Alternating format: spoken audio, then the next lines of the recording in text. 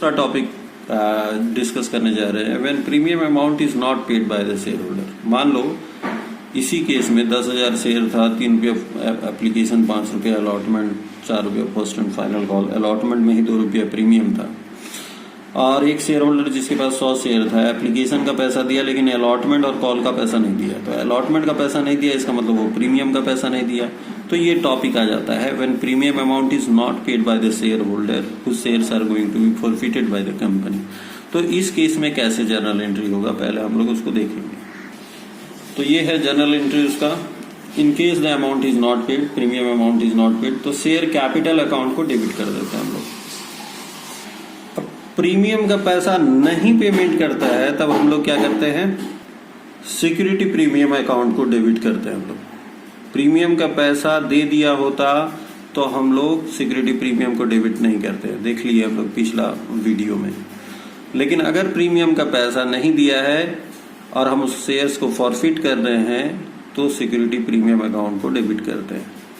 उसके बाद उन कॉल्स का नाम लिखते हैं जिसमें वो पैसा नहीं दिया। तो अलॉटमेंट में नहीं दिया तो अलॉटमेंट लिखेंगे, शेयर फर्स्ट कॉल में नहीं दिया तो first call, share second and final call. तो उसमें जिस कॉल में या जो भी है उसमें पैसा नहीं दिया उस कॉल्स का नाम लिखेंगे और आगे लिखेंगे कितना पैसा एरियर रह गया, कितना बकाया रह गया, उसको लिख देंगे अमाउंट को, तीनों। ठीक है। और लास्ट में वही टू फॉरफिटेड शेयर्स अकाउंट या शेयर फॉर फ्यूचर अकाउंट। इसमें क्या दिखाते हैं, इसमें वो रकम दिखाते हैं जो वो शेयर होल्डर एक्चुअली पेड किया।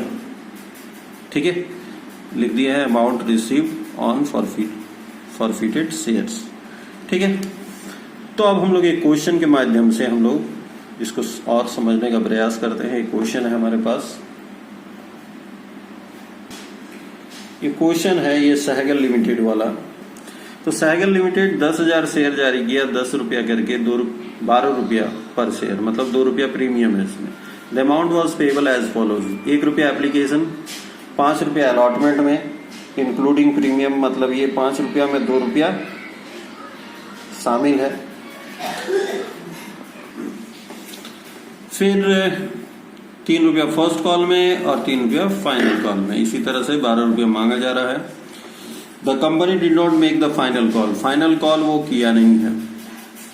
साहिल अ होल्डर ऑफ 50 शेयर्स, साहिल एक शेयर होल्डर था जिसके पास 50 शेयर था। फेल टू पे allotment and first call money, allotment और फर्स्ट कॉल का पैसा नहीं दिया। ये अलॉटमेंट और फर्स्ट कॉल का पैसा नहीं दिया, डायरेक्टर फॉरफिट कर लिया उसके शेयर्स को।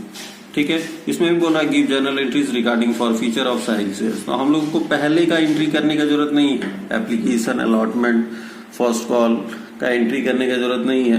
हम लोग को डायरेक्ट फॉर फीचर का एंट्री करने के लिए बोल रहा है क्वेश्चन में, तो हम लोग सिर्फ फॉर फीचर का एंट्री करके दिखाएंगे। तो फॉर फीचर का एंट्री कैसे हो जाएगा, यहाँ पे शेयर कैपिटल अकाउंट को डेबिट कर देंगे हम लोग। कितना कॉल किए हैं हम लोग, कॉल कितना किए हैं, तो भाई हम लोग फर्स्ट कॉल तक कॉल किए हैं। उसमें था 1 रुपया एप्लीकेशन का, 5 रुपया अलॉटमेंट का और 3 रुपया फर्स्ट एंड फाइनल कॉल का। इसमें 2 रुपया जो है कितना है, 5 3 8 1 9, तो ये 9 रुपया हो जा रहा है जिसमें से 2 रुपया प्रीमियम का शामिल है। तो 7 ही रुपया हुआ शेयर कैपिटल का। तो शेयर कैपिटल अकाउंट डेबिट हम लोग कर देंगे 50 गुने 7 से, 350 से। सिक्योरिटी प्रीमियम ये डिफरेंस है, when premium amount is not paid and paid. तो यहाँ पेड नहीं किया है तो हम लोग को सिक्योरिटी प्रीमियम को डेबिट करना होगा। और प्रीमियम कितना पेड नहीं किया उसको हमको दिखाना होगा। यहाँ पे 50 शेयर पे 2 रुपया करके पेमेंट नहीं किया तो 100 रुपया। अब हम लोग देखेंगे कि अलॉटमेंट और फर्स्ट कॉल, क्योंकि सेकंड कॉल तो हुआ ही नहीं, उससे पहले ही फॉरफिट कर लिया गया है। तो अलॉटमेंट में कितना पैसा वो नहीं दिया, तो 50 शेयर पे 5 रुपया करके नहीं दिया है वो। यहाँ पे हम लोग प्रीमियम को शामिल करते हैं। ठीक है, क्लियर है।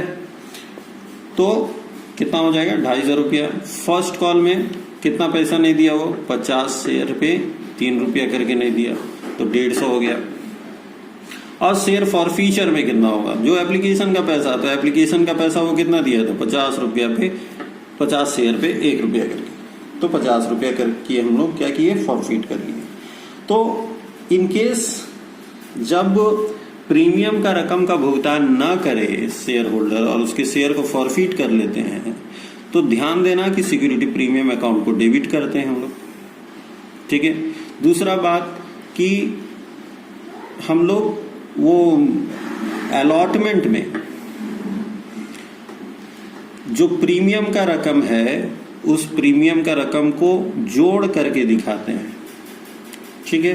तो ये चीज ध्यान रखोगे तो तुम्हारा क्वेश्चन में किसी भी तरह का प्रॉब्लम नहीं होगा। उम्मीद करते हैं दोनों टॉपिक जो है premium amount is paid and premium amount is not paid, दोनों टॉपिक समझ में आया होगा और तुम लोग आगे क्वेश्चन बनाओगे।